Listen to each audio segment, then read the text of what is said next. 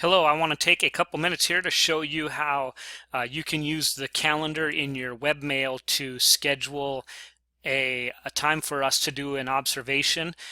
You'd use this to schedule three things. One would be our pre-observation. So our pre-observation is where we're going to meet and discuss your lesson and what we are going to see and look at during that time.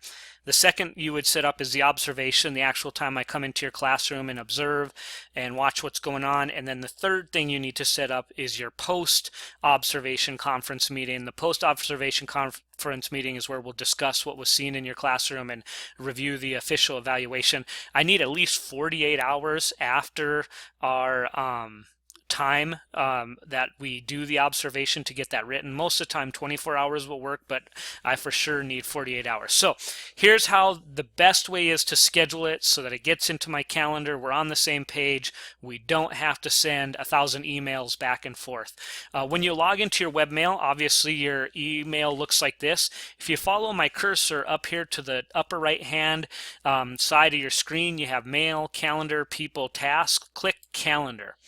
Once you click calendar, I have shared my calendar with you. So over on the left hand side are my calendars, my regular calendar, one that I use for comp time, and then down here are people's calendars. These are calendars that have been shared with me.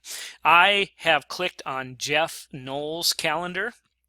And what Jeff's Knoll calendar do is if you look, anything in that color is over here and I can see what's on his calendar. So let's say I wanted to do an observation at 8 a.m. in the morning. I would not be able to do an observation because I can tell by looking at his calendar that he is not free at that time. But let's pretend that I wanted to have him come do that observation or set up the pre-conference meeting at 1 p.m. It looks like today he is free at 1 p.m.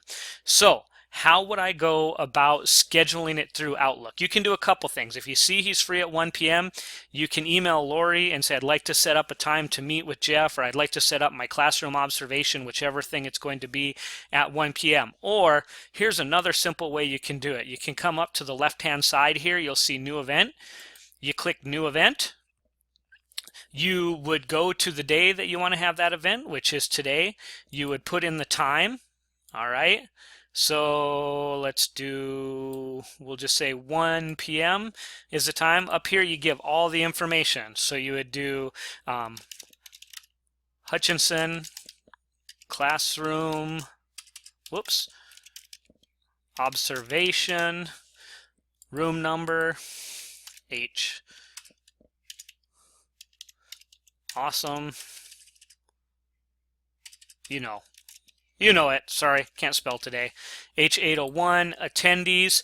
This is where you would type in my name. So, because by typing in my name, like let's say I typed in Jeff's, or let's say I typed in Lynn's, what you do though is you'd type in my name here. And what will happen is once you complete all this information and you add this event, you hit send, boom, it'll go into so let's say I hit send. All right, it'll go into your calendar and it'll go into, it'll send me an invite also. So this is super important. I'm going to go to, my calendar. So if you see down here, if you go to 1 p.m., it sent me an invite. So if I would go back to my email, it's in my calendar at 1 p.m. If I go back to my email and pretend you were the one sending it to me, it would give me an invite. I could just hit accept and I would let it email you back that I've accepted that time and it'll go straight into my calendar. So if you can use this is a much simpler way than trying to email back and forth. What happens is we end up spending days and hours, might be a little bit of exaggeration, emailing back and forth. This works for me, this doesn't work for me. This way you know when you're free, what periods you'd like me to come, what periods you'd like to meet, and you know when I'm free by looking at my calendar.